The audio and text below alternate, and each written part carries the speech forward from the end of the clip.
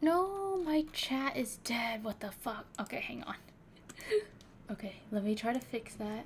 I think I'm gonna have to do something with OBS in the future to try to get that working again. But let me pull up my stream on YouTube's analytics now. There we go. Now we can see the chat. But anyways, the final part for this, the Enlightenment Under the Stars has came out.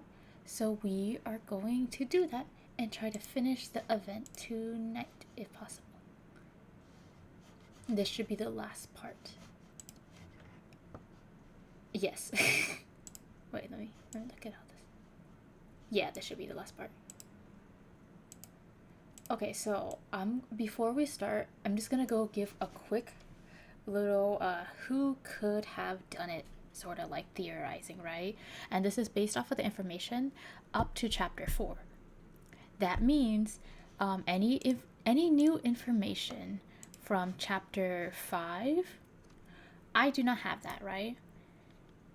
So I guess so the order of which I guess everyone went up was first it was the lawyer, then afterwards it was in the investigator, aka us, and then afterwards it was the bard, and then Isaac finally. And during that time, from what I could tell, Lady of Dawn, Sheriff, astrology student, boxer, seer, and DM, none of them have left the first floor. Elsa did leave the first floor briefly, but we were with her the whole entire time. Ooh, what in the hell happened here? Okay, so I'm just going to cross out Isaac and Elsa from the potential suspect list because they were just they have each other's alibis just constantly reinforced, and when they don't have each other's alibis reinforced, they have someone else. For example, Elsa was with Mr. Inference when Isaac wasn't around, and Isaac was with Mr. Astrologer when he wasn't with Elsa. Things like that, right? So I'm just gonna say they should be in the clear. Also, while I do think Elsa has the potential for murder, she doesn't really seem like she would, especially since she's a reoccurring character and kind of listed as a main character-ish. And also, I feel like there's a lot of context missing from the Castle of Xenada for me to really say whether or not she has, like, the murderer's personality for it. But she doesn't seem like she would murder anyone. So I'm just gonna put her out in the clear. And Isaac, bless his heart. Now for DM and Inference. Okay, so for Inference, he wouldn't murder anyone because we are literally with him 24/7, and he doesn't seem like the unreliable narrator type. Like, he doesn't seem like, he's construing information to us on purpose, and he also doesn't seem crazy, and everyone else seems to think he's reliable and trustworthy. So we're just gonna say Inference is trustworthy, main character, plot armor, alright? DM, it can't be him. He's literally our main villain. There's no way the story's just gonna end here. This doesn't feel like a big enough finale kind of thing. There's no way he's just gonna commit the murders. But there's also another thing is I do not know the other truth and difference stories. Maybe DM is actually the culprit for every single one of them. And in that case, he would probably be the culprit for this one as well. But from how Inference talks, it seems like DM is just extremely suspicious and does a lot of weird ass things and is obviously up to no good, but has not committed any crimes yet, so he can't really do anything about it. So, so Bart is dead. So with those 5 out of the way, we have these guys left. Now, since no one has really been shown to leave the first floor, my main suspect is Wax Artist or the astrologer, right? And the reason I say that is because Bard was found on the 10th floor, aka astrologer's room, right? Or his floor. And he is there pretty much the whole entire chapter last time. So if anyone has the most the person who's most likely to have access to him once Bard went back to his room would have been the astrologer. He's the only person who has left the first floor or is like consistently away from the first floor. But he also kind of has other people's alibis because other than when he goes to like collect people, he is pretty much like okay, so it's like there's not a lot of time in between his collecting of people because he would just like do someone's like divination, go back down, collect the next person, go up, and stuff like that. So I don't know if there's just enough time for astrologer to really do anything. He's kind of just busy all the time, right? So like I feel like he's the most likely because like there is a good chance there's enough time for him to be alone and like go to the second floor, go like get the bar, bring him up or something, and just stabby dabby dabby, and then like put him into like the room and then like lock the door. Especially since like he has like the means to lock the door and stuff like that, right? But he seems like a busy guy, so like I actually don't fully think it's him. Like I think he's the most likely suspect with the given information we have right now. But I also think it is possible that once we start the next chapter, we are going to learn that literally everyone has left the first floor at some point and is unaccounted for at some point. So that's what I am going into this chapter with, like the sort of theory of, alright? Anyways, with that said, let's get started. Also, at some point, I might have to start talking quieter or I might have to stop talking because it is late for me. The Judgment of the Stars. As a detective, with my guard firmly raised, I instructed the sheriff to ensure no one left the tower hall. While the others hastily withdrew, DM chose to accompany me in investigating the scene on the 10th floor.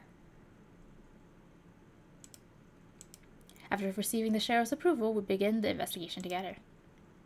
Wait, let me go get like a little drink. My table's dirty. I need to like clean it up. Drink dirty with sugar, which is bad.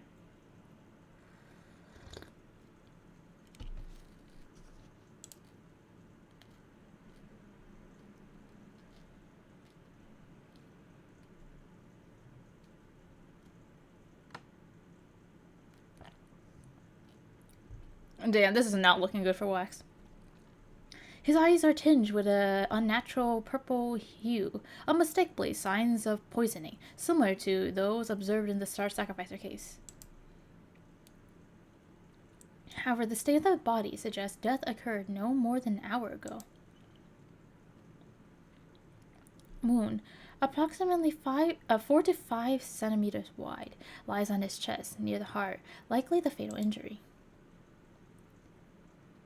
There's no blade in sight that could have caused such a wound. If he did indeed take his own life, where has the weapon gone? He looks so peaceful. Oh, it's like the glowing stuff on him. There seems to be something concealed within his clothing. A blank letter, or perhaps not. There's writing, obscured by blood, in the upper left corner. To my dear friend, Mikatia? That must be the friend he mentioned earlier. Given the coloring and the marks, the paper has likely been specifically treated, suggesting he intended the message to remain concealed.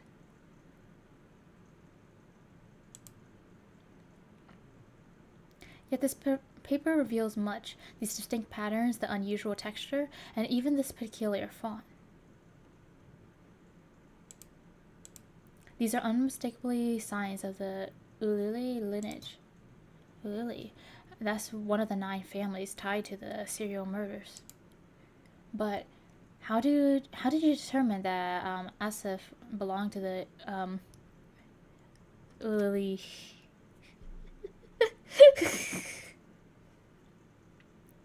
This letter could have easily be from someone else. Indeed, it's possible someone else gave him this note, but the handwriting leaves no room for doubt. The handwritings? Not only do these families craft unique heraldic symbols, but they also enforce a unique uniform style of handwriting among their members. This isn't just ceremonial vanity. It is a subtle method of confirming kinship. Exactly. While others can other evidence can be forged, handwriting is remarkably difficult to imitate on short notice. Moreover, if you examine the words on the walls loosely, you'll see that the handwriting of each of the 8 letters is entirely distinct. Each belonged to one of the family, but Yuliel's style is the only one missing. You're suggesting Asaf deliberately left those words on the wall in different scripts to warn the members of the 9 families. So the words he scrawled on the walls were a message for the other families to leave. Precisely. I believe he had already deduced that the murderer behind the serial killing was one of us, and so he left behind this cryptic warning. Regrettably, even when someone like myself deciphered this subtle hint, they still chose not to leave. Then may I ask, Mr. Melodis, why did you choose not to leave? I'm afraid I cannot share that just yet, but rest assured it has nothing to do with any nonsensical occult games, or the ramblings of the fanatics, there we go. I know English. In that case, I cannot leave this letter with you until you reveal your true intentions. Fear not, I'm hardly concerned with the secrets of the others.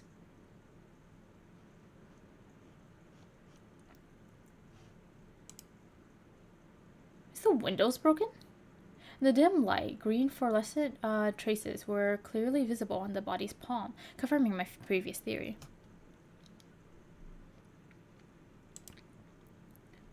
There are no defensive wounds on his hands. Strange. Perhaps he was attacked after losing consciousness, or there may be another explanation. Okay, no, it's not broken. It's more like a little bit clawed head. Is that a bear trap? What the fuck? It's like a torture room. I found a vial hidden in his clothing. The color appears to match the purification water from the rooftop. This is not looking good for Wax. Once we test it, we'll know if the two substances are identical. The notebook on the table is filled with intricate chemical formulas. These notes are highly specialized. Perhaps Mr. Goodwin could assist us in reviewing them shortly. Wait, I meant doctor, sorry. Several vials are arranged on the table, and 3 of them appear to be empty. The label appears to read Hydra. Could it be the name of this concoction?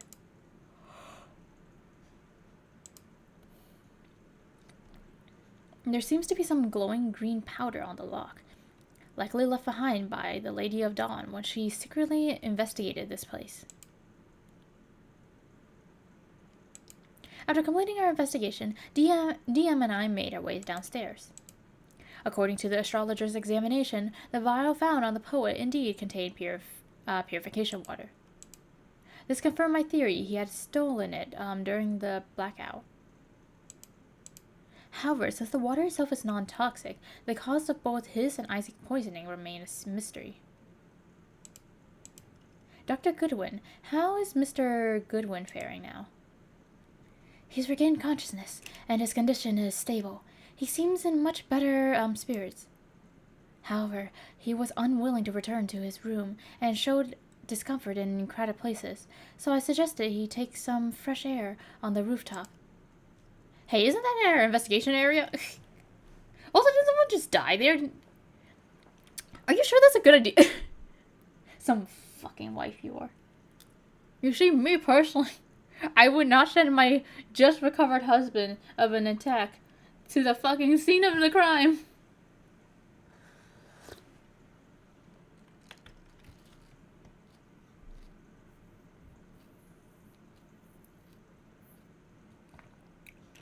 I'd like to see him there. Perhaps ask him about his experiences earlier. Very well, I can accompany you. I swear to God, if he dies, I'm gonna be so pissed. When Dr. Goodwin and I arrived on the rooftop, Isaac was quietly staring at the stars, much like a child lost in thought. Despite his unchanged expression, Isaac now seemed subtly different from before. Elsa, you're here. Mr. Everett has some questions for you. Will you be able to assist him? I'm feeling much better now. You look cute. Would you mind telling us what happened after you came to the rooftop? After I arrived, the astrologer began speaking to me, but his words were hard to follow. It was all a bit too complicated. I didn't enjoy it. No, that's so cute, like him shaking his head like that. Oh my god. You know what? I'll just let him do that. I'm gonna eat more chocolate. Look at him, he's so cute.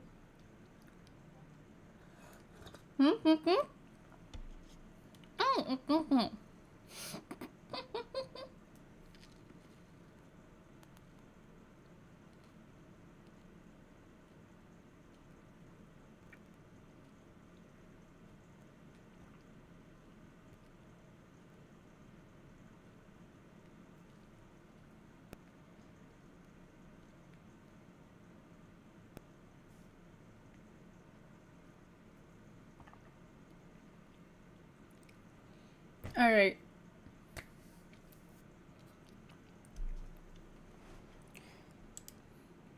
I began to feel restless. There was a scent in the air that I didn't like.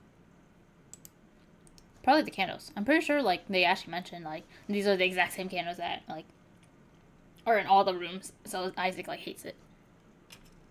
What sort of smell? Can you describe it for me? I can't quite put it into words.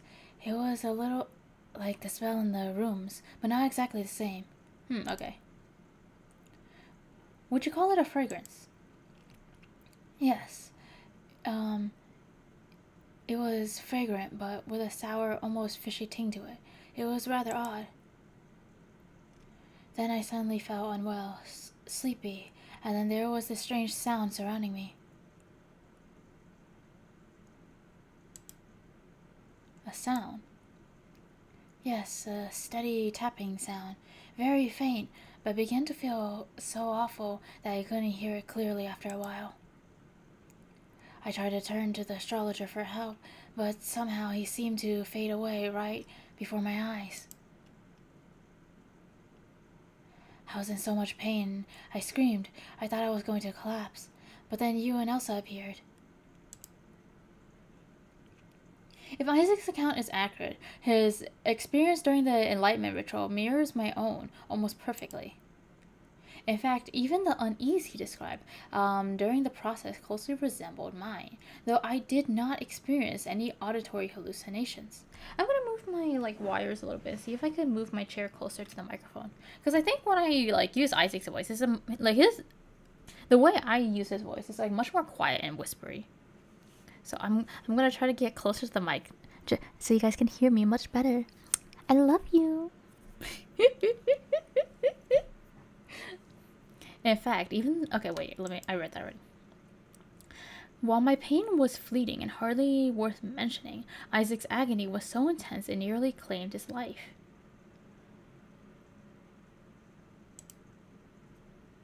Might the discomfort I experienced back then have been an early symptom of poisoning?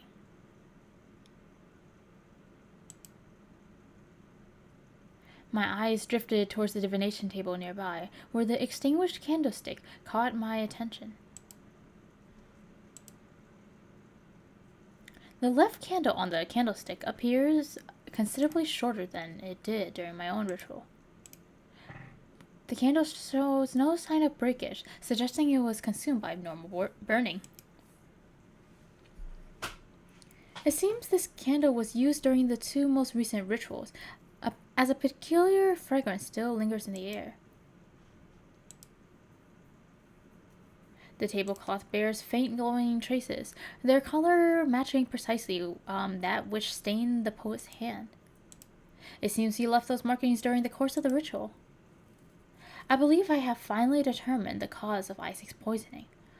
All that remains now is securing the vital testimony. Okay, so poet poisoned them. Kinda? But no, Inference got poisoned as well, but just a very, like, lighter version.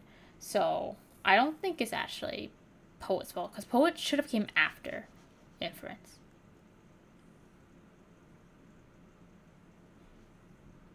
I made my way back to the hall, scanning the crowd of chattering guests until I spot the clerk. Oh yeah, he was the first one. Mr. Clerk, I must ask you a few questions concerning a matter of great importance. Ask away. If it's about stocks or investments, you've come to the right man. Shut the fuck up. It's about the Enlightenment ritual. After a brief moment of recollection, I quickly organized my thoughts, preparing the key questions. During the ritual, did you detect any unusual odors or hear any peculiar sounds? I did notice a smell, something strange, somewhat fragrant, but as for sounds, I don't recall hearing anything. Did you feel unwell at any point during the ritual? Were there any symptoms? I do recall feeling a bit dizzy and mildly nauseous, but it passed quickly enough. Did the symptoms begin after you consume a peculiar substance? Indeed, though how did you... Ah, of course, you must have partaken as well, correct? The so-called purification water. The moment I drank it, the pain slowly eased away. I could only assume it was the celestial divine's doing. The clerk was eager to continue speaking, but I excused myself, as I had other matters to attend to. After carefully comparing my experience with those of the clerk and Isaac, the truth behind the poisoning incident became clear. The poisoning and the antidote were deliberate steps in the ritual. Isaac had simply been administered the antidote after the poison had fully taken effect.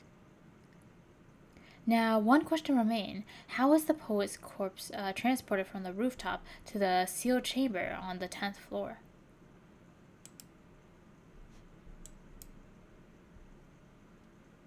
Once again, I entered the sealed chamber where the poet had perished. My gaze swept the room as I began a thorough search. Is there something you seek, Mr. Inference? I'd be more than happy to assist.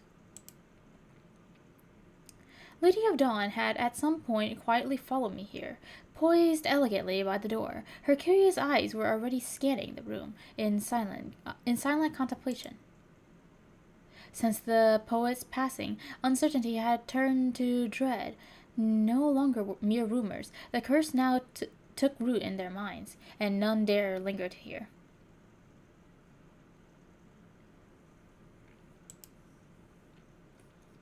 To my surprise, Lady Dawn had accompanied me, showing no fear. In fact, she seemed quite intrigued. Looks like I seriously underestimated her curiosity about the goatee legend. What? 5v5? That's open? I can't right now. I'm searching for a hidden passage, my lady. I care little for your ghastly tales surrounding goatee. Is that so? I thought you might have started believing in those compelling little stories. No, I remain unconvinced by such embellished tales, spun into mystery by dramatic seeking to captivate their audience. All of it is fiction, nothing more than a finely crafted illusion. These tales are spun not for the truth, but for profit, dressed in mystery to fetch a higher price. My interest in uncovering the passage comes from its importance in solving this case. It is the key to unraveling this mystery.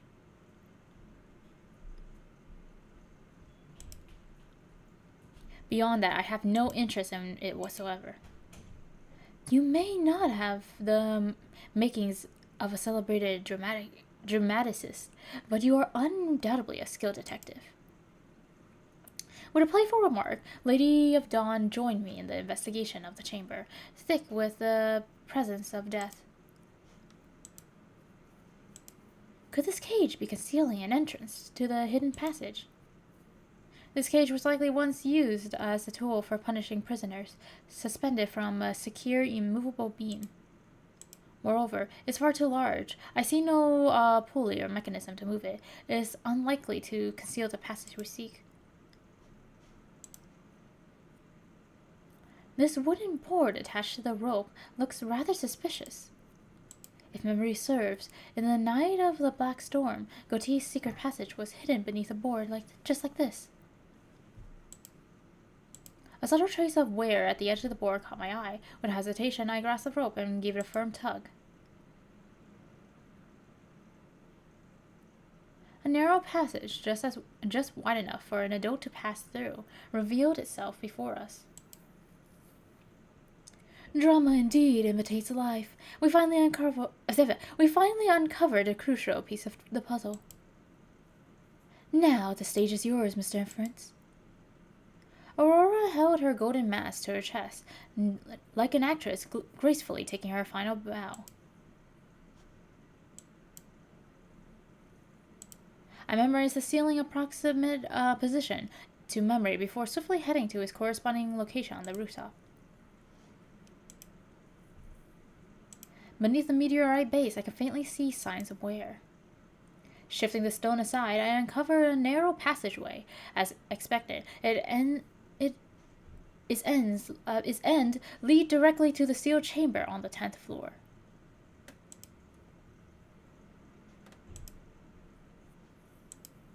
Within the passage, upon the worn steps, rested a bloody dagger, its shape unmistakably matching the blade that ended the poet's life.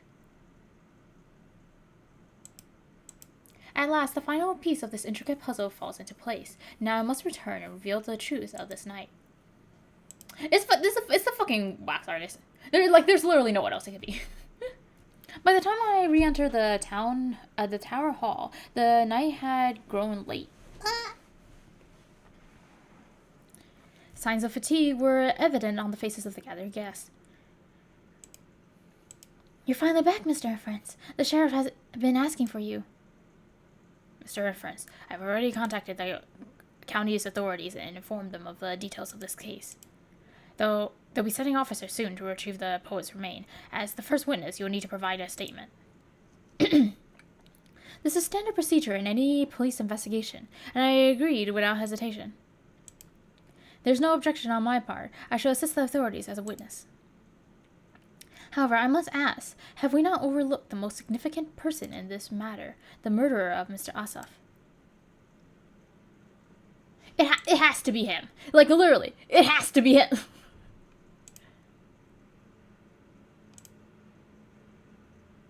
Mr. Inference, what are you implying? How could Mr. Devil possibly be the murderer? Indeed, you two have been graced by the celestial divine's blessing. How could you utter such impudence towards the astrologer? Shut the fuck up, lawyer. Ladies and gentlemen, I am no pious adherent to this faith. My presence here serves but one purpose: to investigate the mystery of the star sacrificer. I had not foreseen that the killer would dare commit another crime in my very presence, taking the life of yet another innocent soul.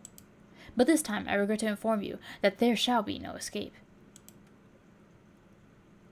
Mr. Inference, need I remind you, we all witnessed it. The poet took his own life in that wretched cursed cell.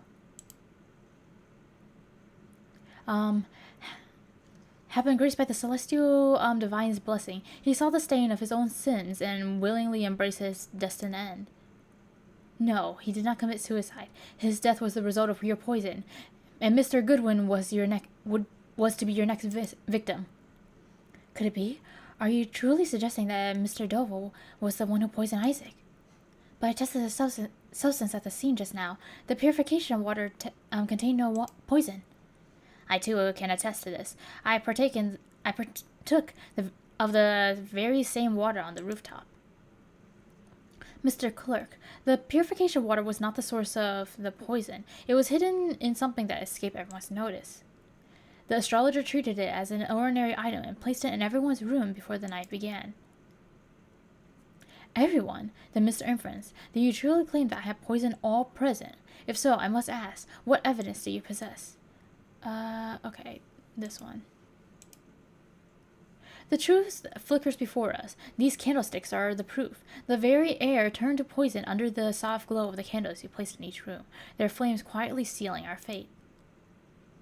While the sconce cast little more than a faint light, the candles became the room's primary and most essential source of illumination. I dare say not a single guest who entered their chamber this evening would have willingly snuffed out these candles, whose radiance provided both comfort and light.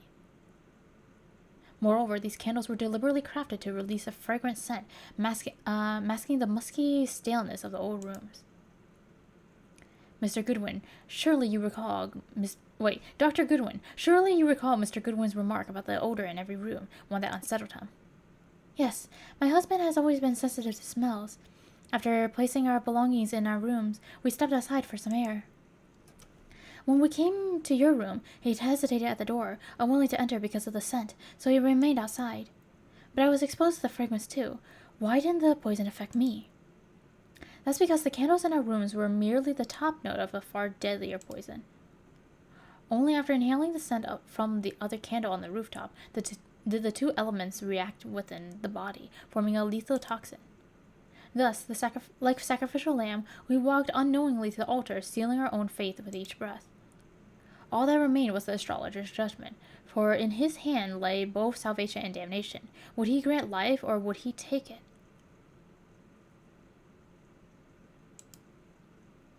It was no accident that Clerk Mr. Goodwin and I survived unscathed. It all came down to a single item in the astrologer's hand. Apologies, but I fail to see what you're implying. Yeah, it's this one, purification water. The purification water is the antidote. Everyone who drank it tonight escaped unharmed. The poet did not partake, and that is why the signs of poisoning are so apparent on his body. Fascinating. And what could possibly compel me to covet the lives of those I do not even know? Countless souls have sought enlightenment from the celestial divine, yet there will always be those whose weak mind lead them to ruin. The sun waxes, the moon wanes, and the heavens move as they always have. Life and death are but whispers of faith, and none of you are more than fleeting echoes caught in this tide. Why would I concern myself with the fate of those who have no place in my world? Your lives and your deaths, they are truly meaningless to me. Perhaps the living are meaningless to you, but those who perish, they were chosen, were they not? Okay. Okay, are we back? I'm waiting till... Okay, it's green now. Yay, reconnection successful. Okay, so I'm not sure how much was lost. Let me see. We'll read a little... Can we read a little bit more before that? Okay. Can I... Okay, I'm gonna take a little pause, and we're gonna see what I missed out on. Wait, oh my god, my desktop sound was off the whole time. Oh, I am so sorry about that. Okay, we're gonna mute both of them real quick.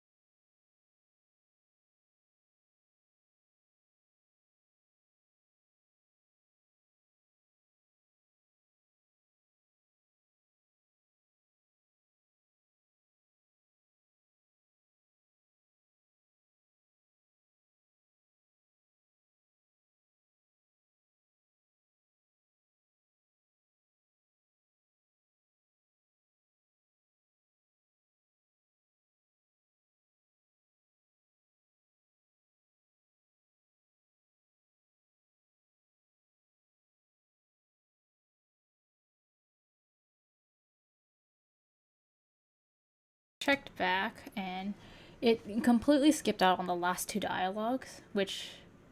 Okay. Let me see. Can I look back on this real quick. It aired right... Okay, so perhaps the living are meaningless to you, but those who perished, they were chosen, were they not? Okay, I think... Okay, the dialogue completely messed up for this part. Can I? Okay. Perhaps the living... Okay, yeah.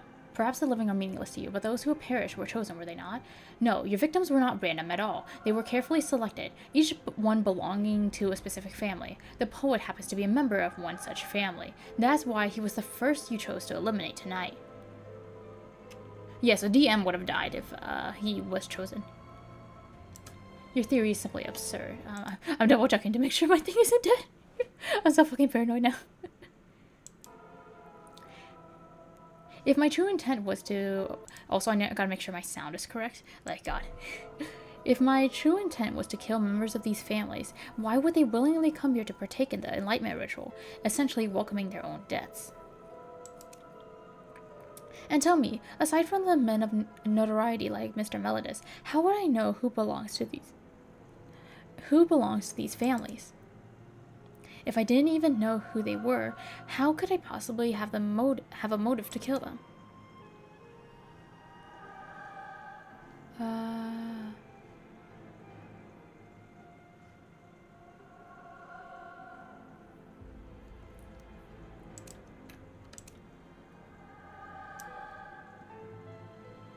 I'm guessing this one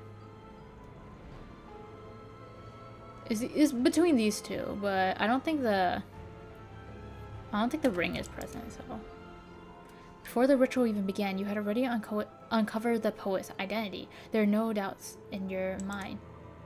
The poet sensed the danger early on and left a warning on the wall for the 9 families. As Mr. Melodus mentioned earlier, these families each have their own crest and script used for communication among their own. I noticed that one of the 8 scripts on the wall matches the lettering on the Melodus family crest perfectly.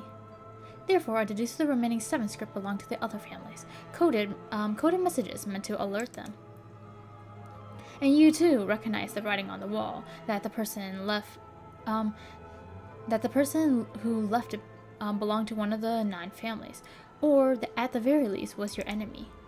The person who wrote the message must be the very same individual responsible for tonight's blackout. When you saw the fluorescent markings on the poet's hand on the rooftop, you knew that he was the hidden adversary working against you tonight. With all due respect, what you present is but a constellation of assumptions, faintly aligned with fact, utterly devoid of proof.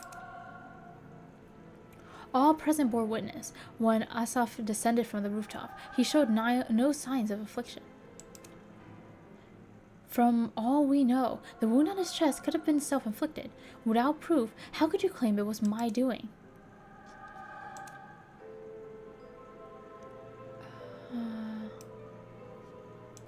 I'm going to go with this, because he didn't leave the room willingly. That's basically what they said. In this, like, temperature, it just doesn't make sense. Like, even if, like, they were desperate to escape, they wouldn't want to have something on them. No, Asaf never had a chance to descend from the rooftop. By the time the poison had already begun to take effect, you had already placed him in the hidden chamber. Therefore, the Asaf we saw descending the stairs was not truly him, but you in disguise. After concealing his body in this secret chamber, you removed his coat, donned it yourself, and impersonated him as you returned to his room on the 2nd floor. Then you took off his coat, slipped away unnoticed, and pretended to have come down the stairs. Due to the dim lighting in the tower and people's assumption, no one questioned the person descending as anything other than the poet. And so, the slight differences in build, or the subtle... Slight difference? Or the subtle behavior discrepancy were unchallenged. Then Mr. Goodwin followed you up to the rooftop for the next ritual, but something unexpected occurred. Asaf did not die immediately from the poison. He regained consciousness in the hidden chamber and tried desperately to signal for help by pounding on the walls. What a fanciful tale! You were nowhere near the chamber, so how could you possibly have heard the dying man's cry for help? Okay, yeah. Mr. Goodwin's testimony clarified this matter. While undergoing the ritual, Mr. Goodwin heard sounds coming from below. Through the poison's agony had rendered him, though the poison's agony had rendered him mute. So you deliberately withheld the purification water from Mr. Goodwin, intending to let the poison run its course, thus concealing the death in the same manner as before. When Mr. Goodwin finally succumbed to unconsciousness, you used the patches to return to the 10th floor chamber to finish off Osop once and for all. All this is mere speculation. Tell me, where is your proof that I am the one who took his life? The dagger, I'm guessing. This dagger. This is the very weapon you used to murder him. A secret passage, built long ago, connected the rooftop to the 10th floor chamber. Through this passage, you concealed the body and committed the murder. As you held the dagger, poised to return to the rooftop and deal with Mr. Goodwin in the same fashion, you heard us approaching. With no time left to finish your grim task, you were forced to discard the dagger in the hidden passage and hastily force the purification water down Mr. Goodwin's throat. Mr. Devil, if you still wish to argue, perhaps we should have the police examine the fingerprints on the dagger. Moreover, the secret passage, the crime scene, and even the handle on the poet's door should bear the trace of your involvement. What? Wait, I'm busy right now. Do you need more evidence, Mr. Devil, or is this enough to unravel your lies? No, but there's no point in continuing. The truth has already been revealed. Yes, his blood is on my hands, as are the others. The entire Star Sacrificer affair was my design from the very start. My God, is it true? And to think I trusted you. You're a murderer. This can't be. How could you do such a thing? You're clearly... Miss Herschel, I know I have disappointed you. I am no longer the man you once admired, nor am I worthy of leading anyone. Whatever image you once held of Auburn Devil, he is now gone. The path of astronomy and astrology has long since diverged. There is no use in clinging to an impossible reunion or looking back. Mr. Devil. Forgive me. I can only hope that one day you will finish what I could not. Miss Herschel wept as she turned away, the others following, their faces filled with disappointment as the truth settled in. It seems that, at last, he no longer needed to uphold the facade of perfection. His face was one of wistful relief. Mr. Devil, you have lost all of those who once truly respected you. Once I might have sought such admiration. Oh shit, I didn't mean to click that. Ugh. Now it holds no value to me. The only thing that can fill the void in my soul is the satisfaction of vengeance. The young astrologer raised his head in a cold, distant gaze, as though peering beyond the tower walls into the infinite stars. Once the prodigy, revered by all, he now bore only the frigid emptiness of a murderer in his eyes. Mr. Inference, I have glimpsed holy shit! Mr. Inference, I have glimpsed fragments of your past and your moment of confusion. There was a time when you and I were no different. We were bold, untamed, driven by ambition, our hearts set on a future brimming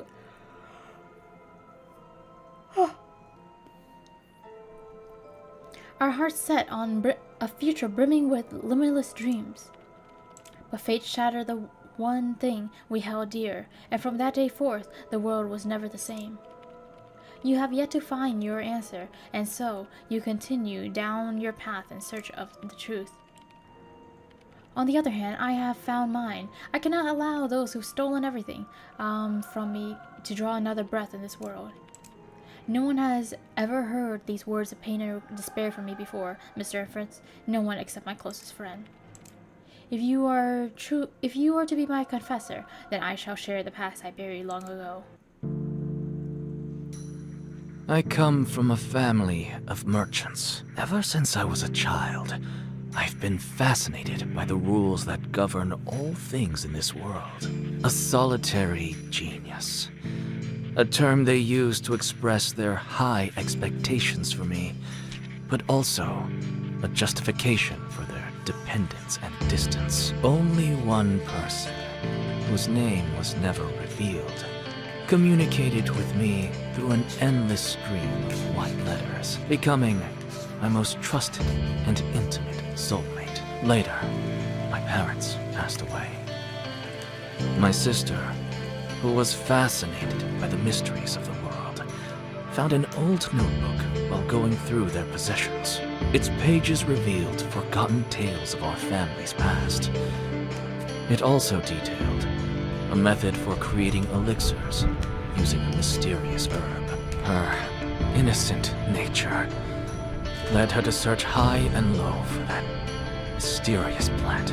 Unbeknownst to her, she had stumbled upon a forbidden family secret, hidden for centuries. Ultimately, she found the plant, but at the cost of her own life. From that day forward, I made a decision to leave everything behind, vowing that the bloodied hands of the guilty would meet their due punishment.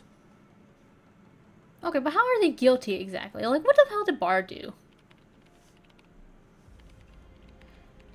Hang on, let me... So I think the plant has something to do with DM at least, considering the fact that Benefactor said something similar. Let me go throw something away real quick. My leg.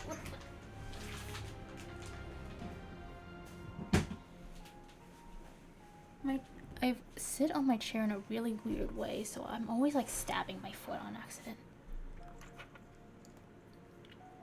As the astrologer recounted the past he shared with his sister, I found myself speechless, overwhelmed by the weight of his story.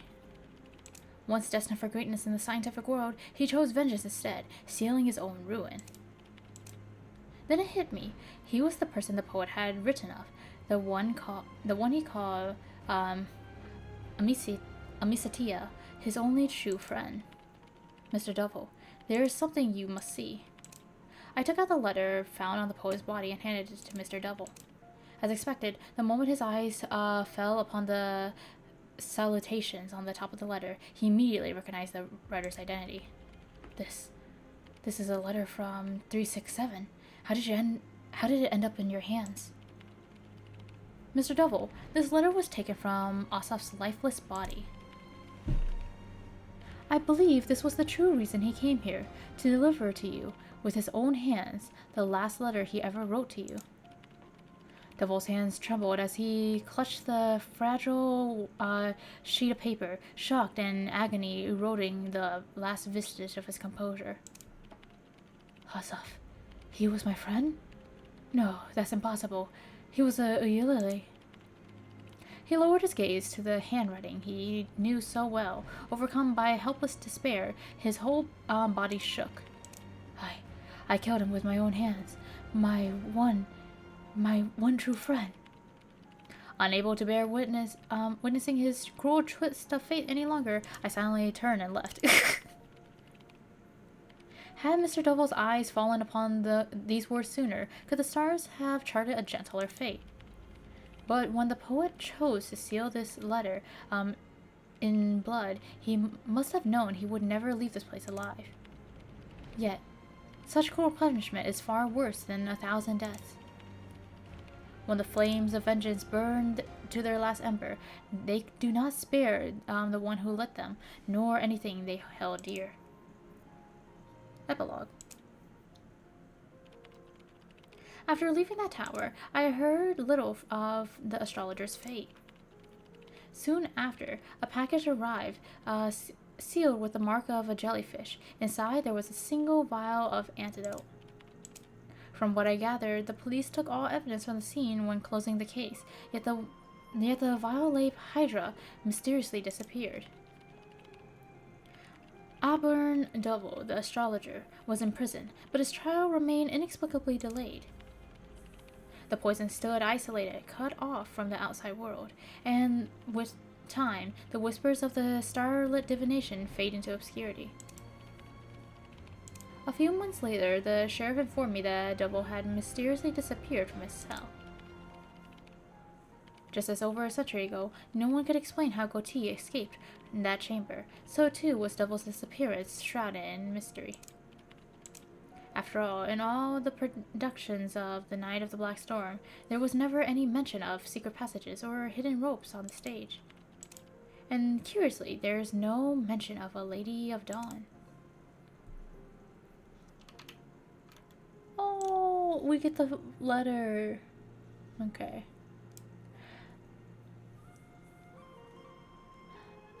Amicitia, my beloved friend, forgive me for finding the courage to write this letter 3 years too late.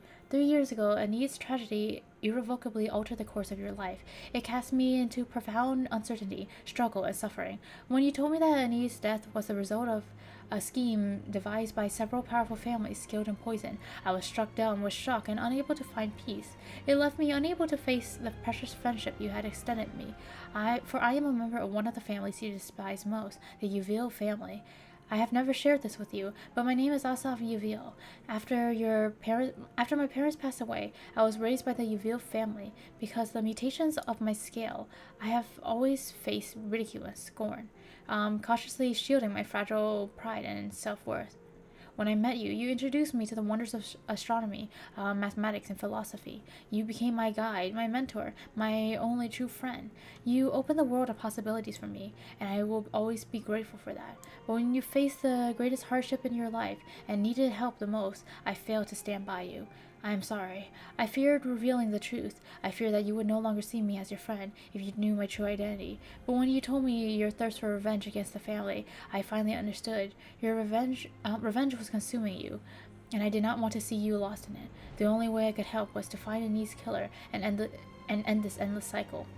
After 3 years of secret investigation, I discovered something crucial in a place called Mistral. Though it's difficult to believe, I found that your sister's death may have been the work of someone outside the Nine family. I must tell you this immediately, so you do not walk further down the wrong path. The Yulil family needs someone to steal a special concoction during your enlightenment ritual, and I saw this as the perfect opportunity to meet you again, so I'll volunteer for the task, with the condition that I survive your revenge ritual. If I do not survive, I will not regret my choice. After all, this overdue apology is something I wish to give you in person. Your friend forever, 367. All storylines have ended. Okay. Let's get the toy merchant costume now.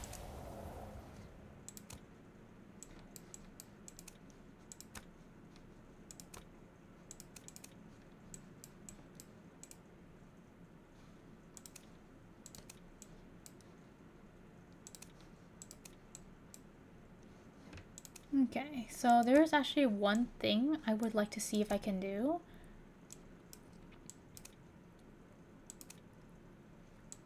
Which is if I can find the video from a couple chapters ago. Because there was a little bit... Okay, hang on. Let me go message my friend because I know she like invited me earlier. Hang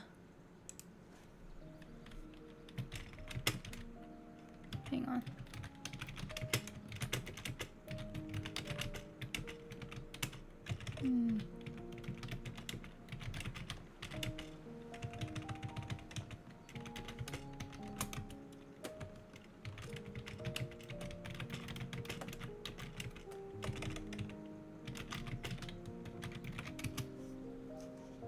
I spelled story wrong, goddammit. I need something else, holy shit. It's like painful.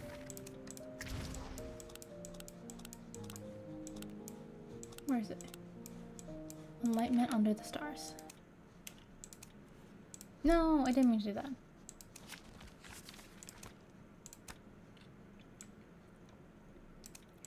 So we missed out on a little bit of the video. It was before this, I'm pretty sure. Was it here? What?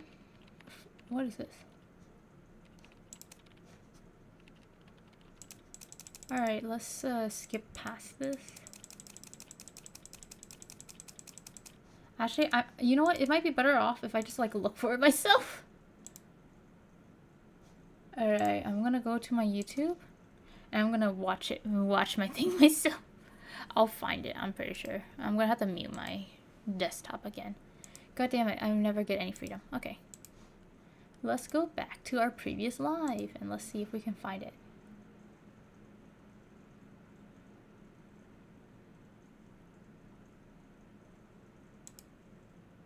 Let me see if I can...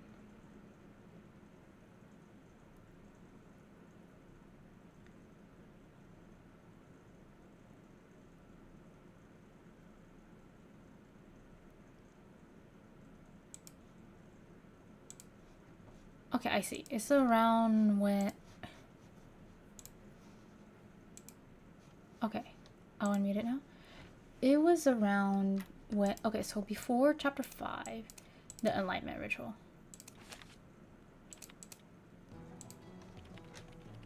Right, let's skip the current scene, I guess. Oh yeah, we gotta do the game again.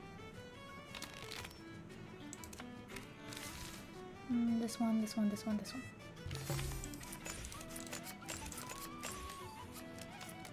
Actually, wait, I think that's my fastest time. What the fuck? Of course, when I'm not actually trying, I get the fastest time. Is my sound on? Yeah. Can you guys hurry up? You only have one? DM, what the fuck are you doing?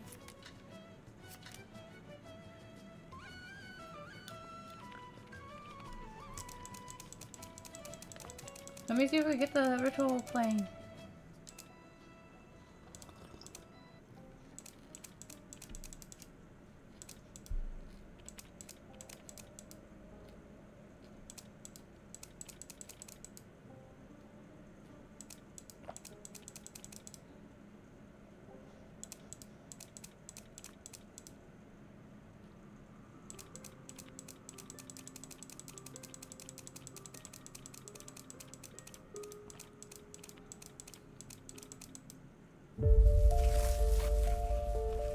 Memory is a winding maze, filled with countless unsolved mysteries. What is the answer you truly seek from this puzzle? I seek the truth, hidden beneath the lies. The true culprit behind a great tragedy. Yours appears to be a journey fraught with trials. Compared to the pain of loss and separation, all other obstacles pale in comparison. You seem to have remembered a great deal. I remember those who shared my difficult childhood at the orphanage. Most of them remain scattered and lost to this day. I remember the brothers in arms who stood by me, pursuing victory and glory in the mercenary corps. Yet, they all lost their lives on a deadly mission, victims of some ruthless scheme. This is the story you've lived, and the obsession that drives you. The answer you're looking for might just be buried in your memory. It's simply that you haven't realized it yet. All you need to do is gradually peel off those fractured illusions, and the truth will unfold before your very eyes.